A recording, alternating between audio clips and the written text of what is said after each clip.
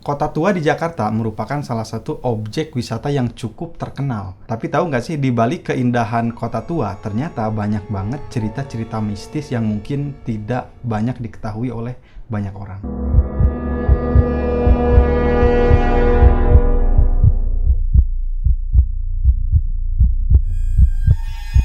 Sebelum dijadikan objek wisata di Kota Tua Jakarta, Toko Merah ini pada tahun 1730, gedung ini adalah salah satu kediaman tokoh penting pemerintah Belanda. Penghuni pertama dari gedung ini adalah Jenderal Gustav Wilhelm, salah satu pejabat penting pada pemerintahan kolonialisme Belanda. Kemudian pada tahun 1768 sampai 1808, gedung ini diubah jadi hotel khusus pejabat-pejabat penting pemerintah kolonial Belanda pada saat itu. Nah, baru setelah Indonesia merdeka, kepemilikan dari Toko Merah ini pindah ke salah satu warga negara Indonesia keturunan Tionghoa, yakni Oei Liao Kong. Tapi kenapa sih akhirnya gedung ini dinamakan Toko Merah? Konon katanya nama Toko Merah ini terinspirasi atau diambil dari peristiwa Geger Pacinan.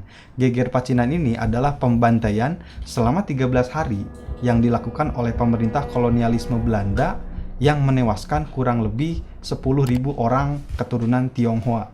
Lalu kenapa kok tiba-tiba ada tragedi pembantaian ini? Sebelum pembantaian itu terjadi, konon katanya sempat beredar kabar di kalangan etnis Tionghoa bahwa pemerintah kolonial akan mengambil kebijakan mengirimkan warga-warga keturunan Tionghoa ke negara-negara jajahan lain semisal Sri Lanka dan juga Afrika. Tapi ternyata beredar kabar lain bahwa mereka itu bukan dikirim ke negara jajahan di luar Indonesia, tapi ternyata katanya akan dibawa dan kemudian akan ditenggelamkan di tengah laut saat di perjalanan.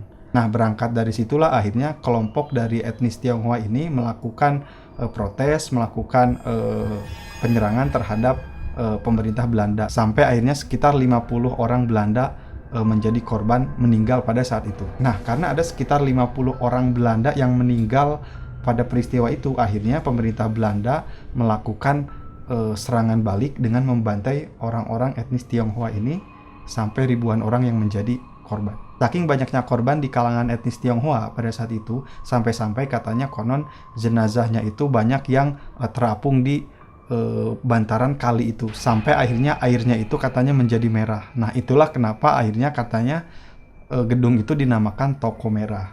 Nah, saat ini di Toko Merah itu konon katanya sering terjadi cerita-cerita mistis yang tidak masuk akal. Semisal adanya suara bunyi sepatu dari kaki prajurit yang seolah-olah itu lagi berjalan, padahal tidak ada siapa-siapa. Kemudian ada juga teriakan dan tangisan perempuan di dalam Toko Merah itu. Kemudian ada juga wanita yang bergaun warna putih katanya. Jadi beberapa pengunjung pernah melihat sosok wanita bergaun putih ini. Nah, ada juga kasus kerasukan yang dialami oleh pengunjung. Jadi pengunjung itu kerasukan dan berteriak. Anehnya itu, teriaknya itu pakai bahasa yang nggak diketahui, entah itu bahasa Belanda atau apa, kita kurang tahu. Kemudian ada cerita mistis yang dialami oleh salah satu pedagang yang sudah lama berdagang di sekitaran Toko Merah itu. Salah satunya adalah tiba-tiba ada suara memanggil, terus ada juga suara wanita yang nangis dan kadang tertawa di tengah malam katanya.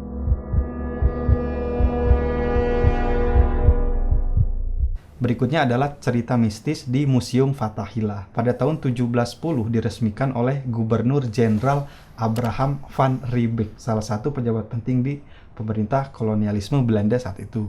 Museum Fathahillah ini beberapa kali direnovasi karena tanah Jakarta yang anjlok dan tidak stabil pada saat itu. Seringkali beralih fungsi pada zaman dulu. Salah satunya pernah dijadikan kantor pengumpulan logistik Dai Nippon, pemerintah Jepang pada tahun 42 sampai tahun 45. Setelah Indonesia merdeka, pernah dijadikan markas Kodim 0503 Jakarta Barat oleh Tentara Nasional Indonesia. Nah, baru deh pada tahun 1968 Museum Fathahillah diserahkan ke pemerintah Provinsi DKI Jakarta. Baru pada 30 Maret tahun 1974 diresmikan jadi Museum Sejarah Jakarta oleh Gubernur Ali Sadikin. Tapi pada masa lampau, Museum Fathahillah ini pernah juga menjadi tempat yang sangat mengerikan bagi warga pribumi, yakni bagi para pejuang-pejuang yang dipenjara di penjara bawah tanah Museum Fathahillah. Jadi Museum Fathahillah itu kan punya penjara bawah tanah ya. Nah, banyak sekali warga-warga pejuang-pejuang kemerdekaan pada saat itu yang dipenjara di bawah tanah itu. Kemudian banyak yang sampai meninggal. Lalu apa sih cerita mistis yang sering ditemui di Museum Fathahillah? Nah, salah satunya adalah sering adanya bau amis di penjara bawah tanah itu. Mungkin karena dulu itu sering dijadikan tempat untuk memenjarakan orang sampai meninggal dan bahkan disiksa. Nah, itulah mungkin yang akhirnya jadi ada cerita mistis bau amis di penjara itu. Terus selain itu di Museum Fathahillah juga konon katanya sering terdengar suara aneh, sosok bayangan hitam, terus ada hantu dengan wujud anak kecil yang katanya rupanya itu, wujudnya itu nggak karuan.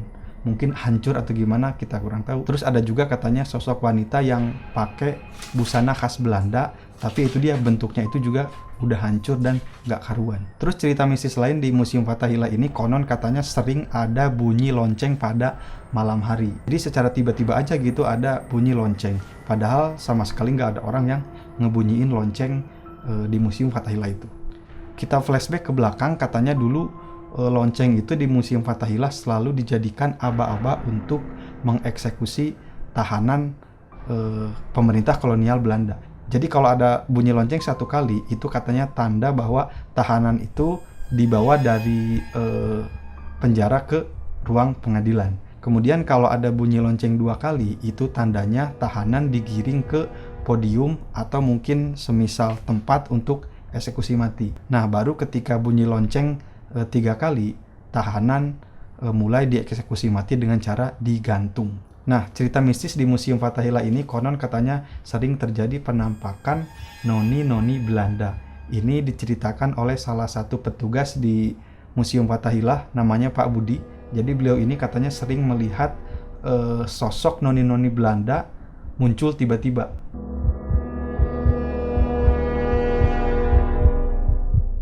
Jadi museum wayang ini masih bagian dari area Kota Tua Jakarta.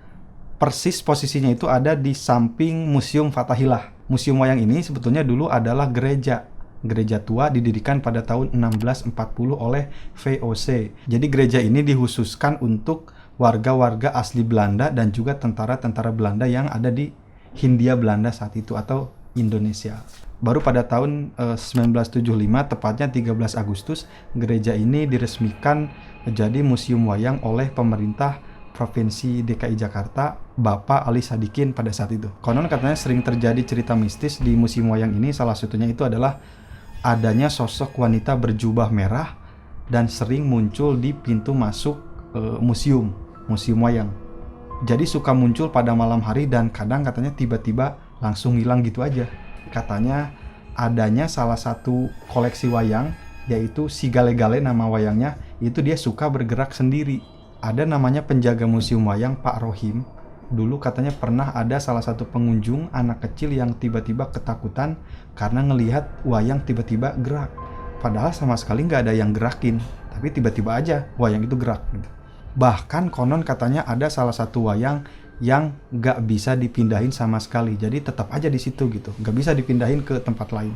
Terus cerita mistis lain di museum wayang, konon katanya adanya penampakan anak kecil. Nah, sosok anak kecil ini konon katanya suka muncul di ruang gamelan. Jadi sosok anak kecil ini dia suka muncul kalau tiba-tiba ada pengunjung yang iseng mainin gamelan. Nah, itulah kenapa di museum wayang ada larangan pengunjung tidak boleh memainkan salah satu gamelan di area itu. Karena itu kalau misalkan dimainkan, konon katanya anak kecil ini suka muncul dan suka mengganggu si pengunjung tersebut. Nah, itulah cerita mistis yang ada di Kota Tua Jakarta. Kalau kalian punya cerita mistis serupa atau yang lain, silahkan komen di kolom komentar biar kita bahas secara lebih dalam.